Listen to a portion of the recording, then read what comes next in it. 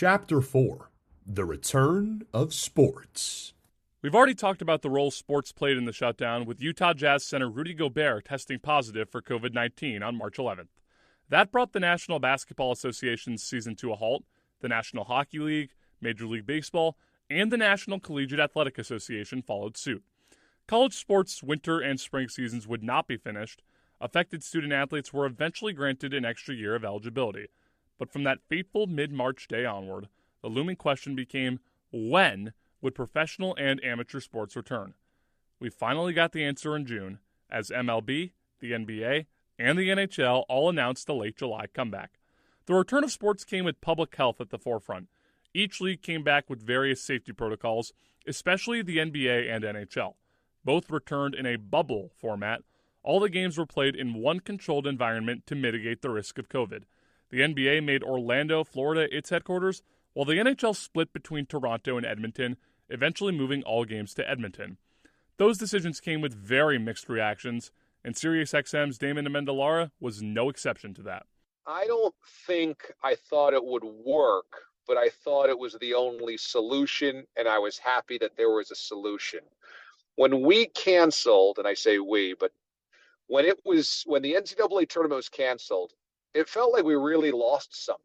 There was a hole in history. There was a hole in what happened at the end of the season. There was a hole in who won conferences. I mean, I remember looking at the NCAA top 25 in college basketball and thinking, boy, finally San Diego State breaks through. Finally Seton Hall is a good team. Finally there's these teams that don't normally get a lot of love, and it was just ripped away from them. They never had a chance to actually do anything on the floor. And so losing that just a hole in that year, like no national championship crowned, was really hard as a sports fan. And so when the NBA decided, let's pick up the season and let's play a postseason, and the NHL the same way, it felt like, you know what, at least there's going to be some completion, some closure here. I think that was the important feeling. Eventually, there was closure for both the NBA and NHL seasons, with the Los Angeles Lakers and Tampa Bay Lightning winning their respective leagues. Baseball's season was an interesting one. Every team traveled within their regions, East, Central, or West, over a 60-game regular season compared to the usual 162. But there was an additional dark cloud besides COVID. The season came in the wake of the Houston Astros' now infamous sign-stealing scandal after they won the 2017 World Series. The team illegally used video cameras to spy on opposing pitchers and catchers that year. Despite not having fans to boo them at the game, more on that in a moment, the pandemic certainly affected that story's perception. Some of it was swept under the rug, and then some of it was overblown because there was no crowds to boo the Astros because there weren't any road games that the Astros had to deal with.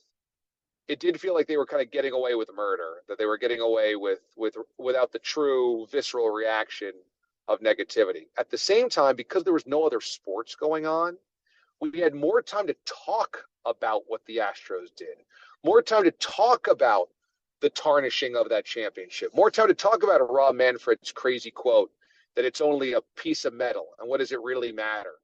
Talk on social media or the radio only paints part of the picture when it comes to sports. The real story happens inside the venue, and even those that were still couldn't do their jobs like they normally did. The media connection to the games was so limited. It was like you had to have the golden ticket to be invited to any of these games. It was such a limited media accessibility. So you couldn't really rely on stories that were coming out from people watching the game at the arena themselves. It was really about most journalists doing interviews with coaches and players over Zoom. I mean, remember in the NBA playoffs and the bubble, you didn't even really have press conferences. All these post-game conversations happened over Zoom. Amendolara mentioned press conferences over Zoom. With technology being what it is today, you had to imagine it made for an interesting experience, right? Interesting wasn't the immediate word that came to CNY Central's Tommy Sladek's mind. A little awkward at times. You had the raise hand feature. So you were basically waiting for them to call on you to ask, whereas you're in a normal press conference now or in the locker room, you're just kind of going when you're ready. I know Dino Babers, his is a raise hand style, but the ones that allow for that pool style press coverage, it allows you to just get more questions in. And half the time it just felt like you weren't able to ask everything you wanted. So that was the downside. Not being able to ask enough questions is one thing, but completely changing the operation of the press conference is another. Due to their online nature, Sladek recalls that it created some unfortunate moments for all parties involved. You can only get so professional. It can only be so clean week to week. So you would have just those moments where Jim Boeheim would be, going off about something, and all of a sudden his face is frozen in the middle of a rant, right? Like that was the best, and that was the right reminder of like such a crazy time that we're in, and that even for the biggest moments, technology can only take us so far, and it's just a reminder that we're all human. Technology and being human played a large role in the remote coverage of games. During normal times, journalists often travel to road games for the teams they cover. That was a lot more difficult during COVID. Technology is at the forefront of the lives of many humans today, and humans likely aren't fully living if they aren't connecting with each other. What's a good recipe to combine those two aspects? Social media. That was something Sladek leaned on heavily when he wasn't covering games at a road venue like Cameron Indoor Stadium in North Carolina, rather from his couch in central New York. How can I make the most of social media, right? And then that was the beauty of having social media at that time, was just because from the Twitter standpoint, the X standpoint, not much was changing for fans at home and fans that, for the most part, watch at home, especially for away games, right? Nothing really changed for them other than they're sitting on their couch, they're watching, we're tweeting, and that all feels normal. Despite not getting to leave the central New York area much, if at all, Sladek still got some opportunities to cover basketball games in person at what was then called the Carrier Dome in Syracuse. Access wasn't what it usually is, but it was a double-edged sword in the distinctive opportunity it provided. Basketball, for one, there was no shooting on the baseline. Like, they didn't want us anywhere near the players. So we were shooting up where the cameras are for the television broadcast, which I liked in a way. I thought it was a cool vantage point for us to have our own shot there. But then again, some of the best shots, and the reason that, that Citrus and CMY and Channel 9 and all of us have that person on the baselines, is because we can really see the player.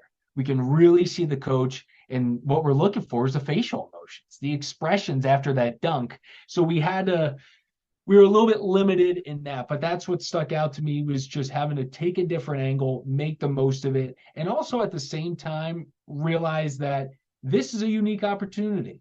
Normally, we're never going to get the video from this angle. How can we make the most of it? And I thought we were able to really create some great stuff. Great stuff for sure, but at SU, there weren't any fans in attendance.